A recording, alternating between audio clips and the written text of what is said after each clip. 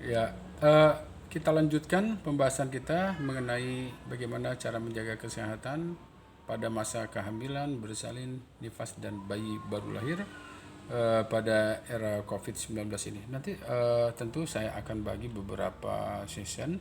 Yang pertama kali kita membicarakan kesehatan secara umum pada ibu hamil, kemudian bagaimana pada proses nanti kita membahas tentang kehamilan pada COVID-19 ini, tata cara, SOP bersalin dan nifas serta bayi baru lahir.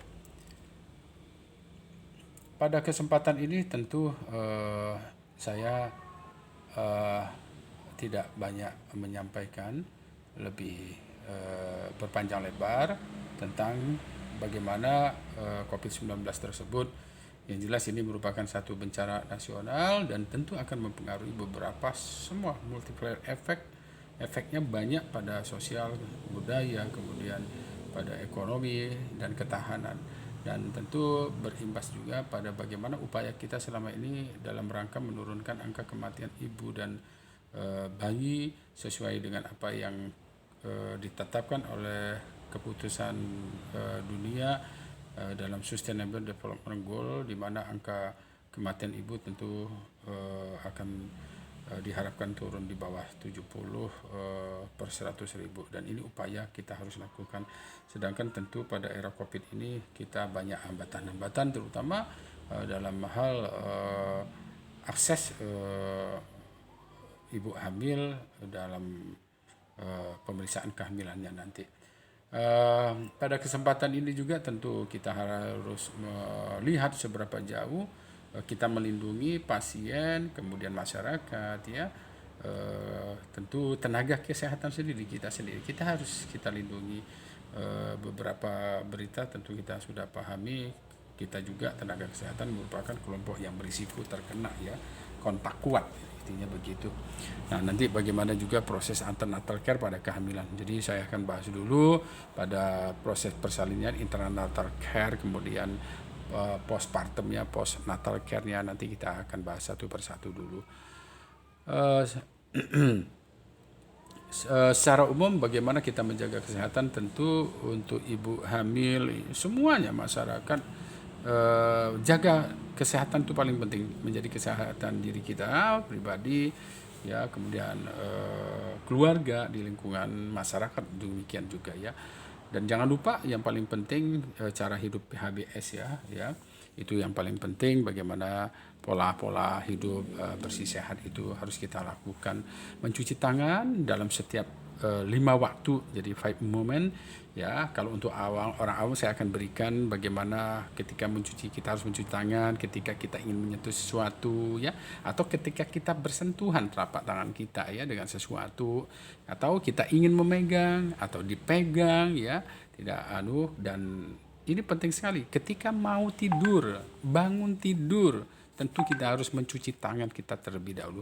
Nah, tangan kita jangan biasa mengusap mukosa, ya, yang ada di mulut kita. Itu rentan sekali karena pintu masuknya dari kuman-kuman itu melalui lubang-lubang di tubuh kita, termasuk mulut, hidung, mata, telinga, atau luka yang ada. Dan hati-hati dalam hal ini ibu-ibu kalau ketika menyusui bayi, memegang payudara, tangan betul-betul harus bersih. Bisa ibu cuci tangan ibu dengan 7 langkah, ya, dengan menggunakan sabun itu cukup 20 detik, ya. Jadi hitungannya sudah jelas, ya, setiap 7 langkah itu satu gerakan, itu 4 hitungan, 1, 2, 3, 4 dan selanjutnya. Nanti kita akan bahas sendiri, ya Bu, ya, bagaimana mencuci tangan dengan yang benar. Jadi kita akan lanjutkan. Hindari tadi, ya, bagaimana tidak mengunjungi orang sakit, ya, itu paling penting. Kalau kita di masyarakat kita biasa, ya, dalam hubungan silaturahim kita, begitu ada yang sakit kita berkunjung gitu, ya, banyak sekali orang berkunjung sehingga rumah sakit itu seperti tempat wisata saja gitu. Dan tentu diperhatikan juga bagaimana kita menggunakan masker. Nanti pada season tertentu saya akan sampaikan cara menggunakan masker yang baik. Silakan dibaca dulu, kemudian silakan ini juga dibaca, ya. Kemudian jangan lupa juga kita harus berkomunikasi, ya, dalam hal ini, ya, dengan petugas kesehatan ya, misalnya ada sesuatu bisa telepon layanan darurat ya yang sudah tertera di sana. Kemudian cari informasi yang benar, jangan yang hoak-hoak, berita-berita hoak itu. Nanti malah secara psikologi akan mengganggu kita. Jadi orang sekarang banyak khawatir karena berita-berita yang tidak benar tentunya, dan ini tentu harus dihindari.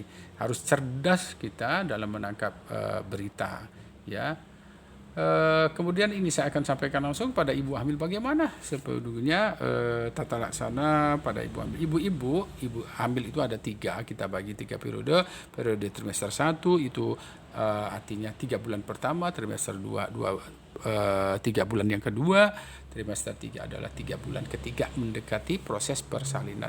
Nah, bila kita sudah ibu-ibu terlambat haid kemudian dan melakukan pemeriksaan sendiri bisa ya dengan pemeriksaan dari urin itu ya, dan kalau ada garis 2 itu artinya positif. Ibu tidak perlu buru-buru ke fasilitas kesehatan ya selama tidak ada keluhan, dan ibu kehamilan itu harus diprogramkan dulu ya, harus direncanakan supaya secara psikologi akan membangun kekuatan nilai keceriaan ibu, endorfinnya meningkat. Ini penting sekali sehingga keluhan mual-mual ya atau gangguan-gangguan yang tidak nyaman itu tidak ada pada mereka yang hamil, itu merasa senang, relaksasi ya. Itu paling penting. Jadi pada kunjungannya bagaimana? Pada kehamilan trimester 1 awal ibu cukup berkunjung 1 kali saja. Penting dilakukan pemeriksaan ultrasonografi. Kenapa? Pemeriksaan ultrasonografi itu sangat baik. Kenapa? Karena mata kita kan tidak bisa melihat langsung ke perut ibu ya, ke rahim ibu sana. Dan dengan alat ini tentu kita akan bisa melihat bagaimana perkembangan calon bayi ibu ya, calon kalipap insan ini ya, sehingga kita bisa deteksi sebaik-baiknya. Tepatnya kapan yang terbaiknya? Pada trimester 1 pada kehamilan 10-12 minggu biasanya sudah kita lihat kalau ada sesuatu kelainan. Jangan lebih dari itu ya. Kita bisa menentukan, melihat seberapa jauh ya keadaan kehamilan ibu. Nah, ini tentu juga hati-hati pada ibu yang punya penyakit kronis ya, tuberkulosis ya. Itu harus dilakukan pengobatan, atau ada epilepsi dan sebagainya. Ini penting sekali. Kenapa? Kelompok rentan pada COVID-19 ini tentu itu juga selain ibu-ibu hamil ya, anak-anak, kemudian mereka yang menderita penyakit TBC, gula darah, hipertensi dan sebagainya ya.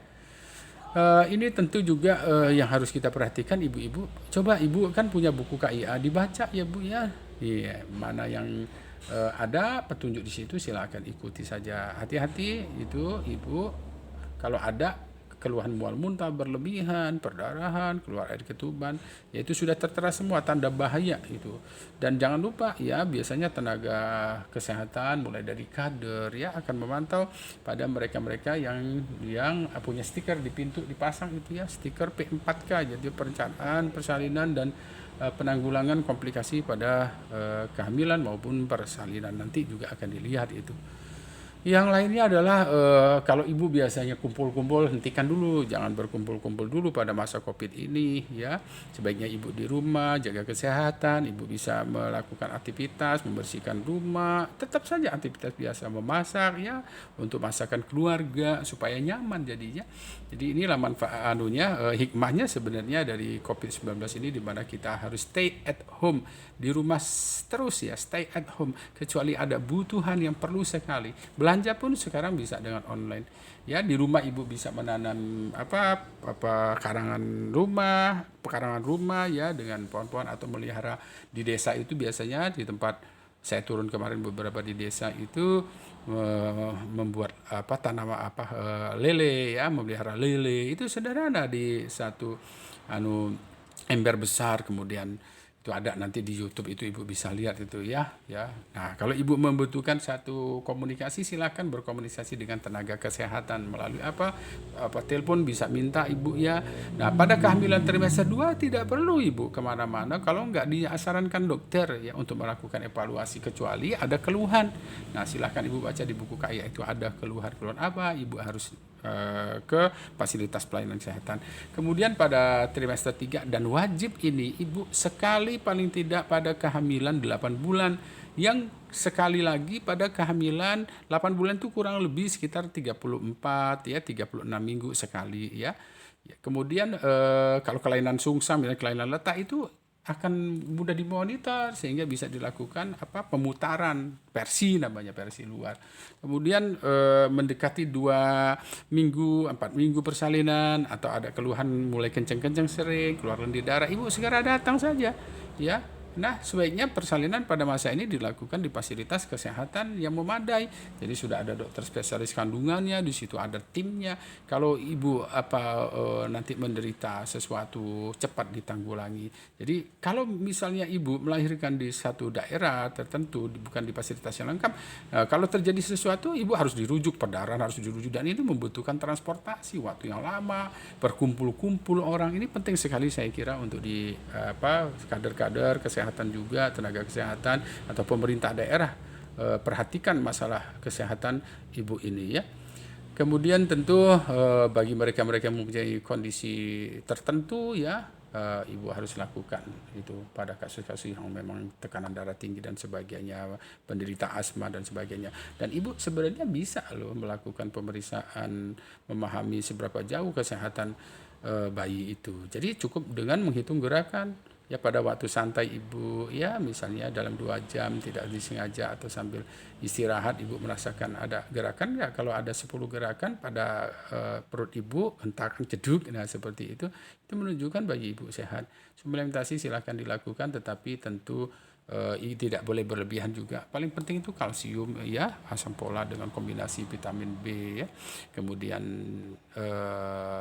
dengan makan yang mengandung zat besi, makanan-makanan ibu saya kira sudah cukup. Jangan berlebihan juga mengkonsumsi zat besi ya. Pada COVID-19 ini memang hati-hati juga agar ibu tidak ada efek samping minum zat besi kalau berlebihan, sehingga efeknya mual dan tidak kenyamanan lainnya akan muncul ya. Kemudian tentu bila ada sesuatu sekali lagi ibu konfirmasi ya. Nah ini kami biasanya di rumah sakit sudah menentukan rumah sakit isolasi, non isolasi ya. Kemudian sama juga di fasilitas pelayanan kesehatan primer ya sudah dibentuk demikian, sehingga bila ada sesuatu kita sudah tentukan, misalnya ibu dengan ODP, misalnya ibu dengan PDP atau tersangka COVID, itu ada sendiri penanganannya. Nanti kita akan bicarakan tersendiri. Ya, konseling bisa dilakukan sebenarnya melalui telemedicine ya, atau ibu boleh menghubungi dokter ya. Dan jangan berkeluaran ya, tadi ya, jangan ibu kemana-mana. Nah, selanjutnya saya akan sampaikan ke depannya dalam season video selanjutnya adalah bagaimana tata laksana untuk ibu bersalin. Saya kira demikian saja. Terima kasih atas perhatiannya. Assalamualaikum warahmatullahi wabarakatuh.